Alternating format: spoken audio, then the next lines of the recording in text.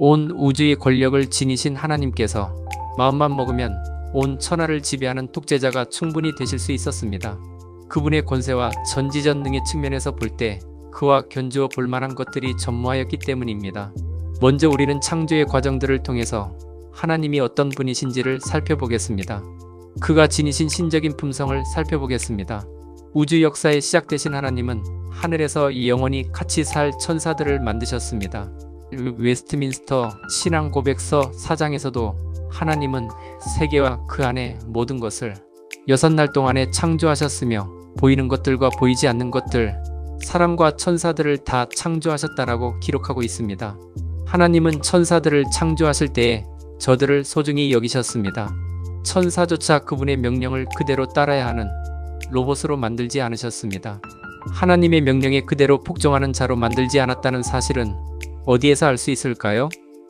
천사장 루시퍼의 배반과 그를 따르는 일부 천사들의 반응을 통해 알 수 있습니다.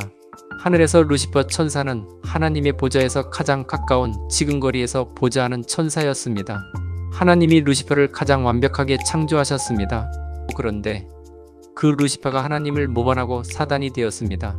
하나님을 보좌하는 것에 만족을 하지 못하고 그가 하나님의 보좌에 앉으려는 야심을 품었습니다. 내가 나의 보좌를 높이리라. 지극히 높은 자와 비기리라. 루시퍼는 하늘에 있는 일부 천사들을 모아 지지 세력을 확보하였습니다. 루시퍼에 동조하는 하늘의 천사 중 3분의 1의 무리가 따랐습니다. 어떻게 그런 해괴한 일이 발생할 수 있었을까요? 그것은 하나님께서 창조의 순간부터 천사들에게 자율권을 주어 창조하신 결과입니다. 단순히 하나님께 복종하고 하나님의 노예로 사는 자들이 아니라 자율적인 판단으로 하나님을 섬기도록 지음받은 결과입니다.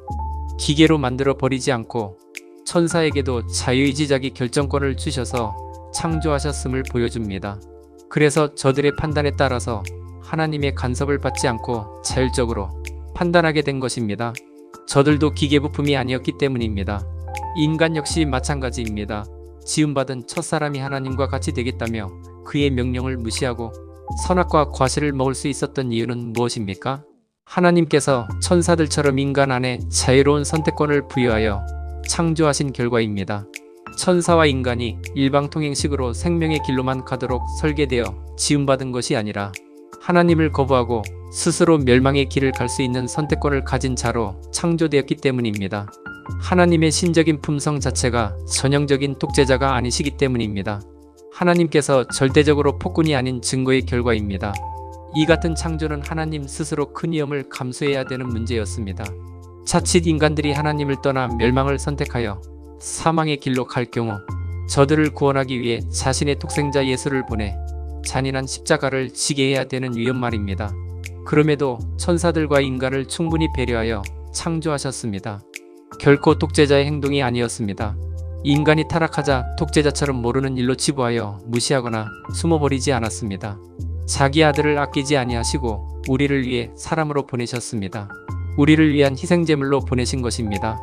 결국 하나님께서 스스로 독재자로 서 있기 위한 창조가 아니었으며 온 천하를 폭력으로 지배하려는 목적이 전혀 없는 창조였습니다. 단순히 피조물인 천사와 인간들과 동행하며 서로 존중과 사랑의 관계를 나누기 원하신 순수한 의도뿐이었습니다.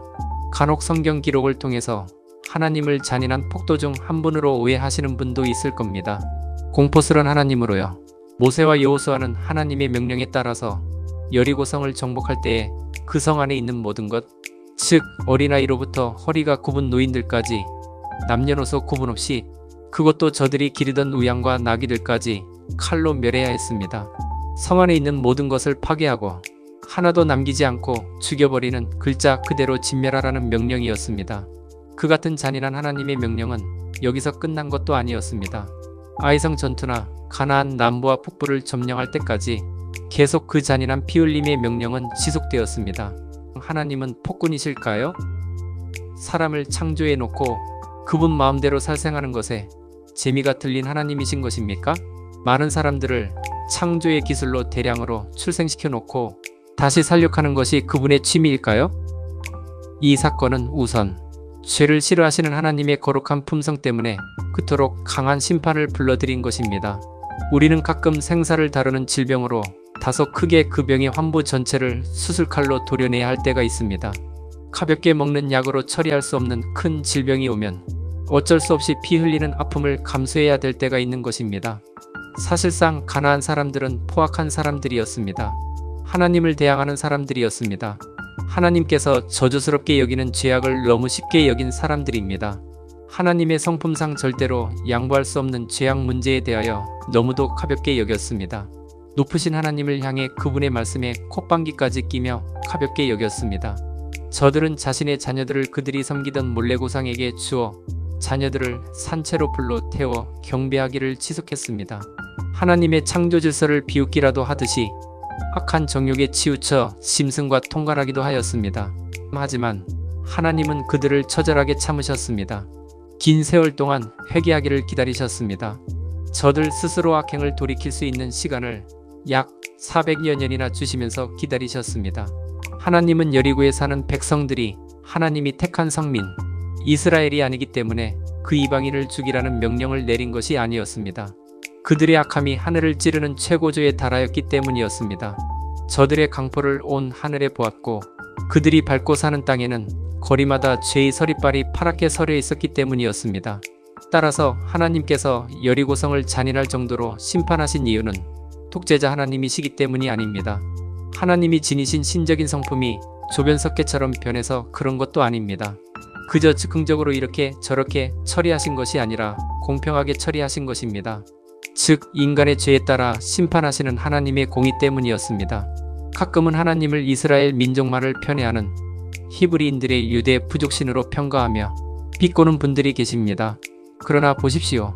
하나님께서 아브라함을 부르신 목적에 대하여 성경은 뭐라고 하나요? 그를 통해 땅의 모든 족속으로 복을 받게 하기 위해서였습니다. 내 자손이 땅에 티끌같이 되어 내가 서쪽과 동쪽과 북쪽과 남쪽으로 퍼져나갈지며 땅의 모든 족속이 너와 내 자손으로 말미암아 복을 받으리라.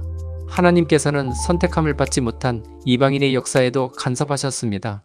그분은 이스라엘을 애굽에서 인도하신 것처럼 수리아인과 블레셋을 인도하셨습니다. 하나님께서 다른 민족들까지 모두 사랑하시기 때문에 이스라엘 백성들은 나그네를 사랑해야 한다고 말씀하셨습니다. 너희는 나그네를 사랑하라. 전에 너희도 애굽 땅에서 나그네 되었음이니라.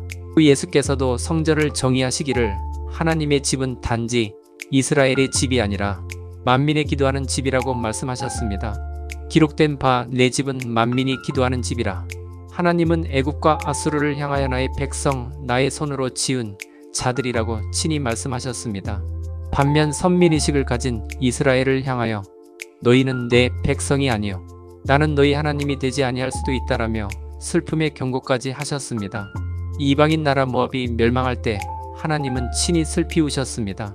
선택받은 민족 우선주의에 빠진 요나까지 책망하시며 땅에 흩어져 있는 모든 민족을 자신의 친자식처럼 귀히 여기셨습니다. 하나님은 성민 이스라엘의 죄는 눈 감아주고 이방 족속인 가나안 족속만의 죄를 심판하시는 분이 아니셨습니다. 이스라엘 민족도 가나안 민족처럼 공평한 죄에 대한 심판의 원칙을 적용시키셨습니다.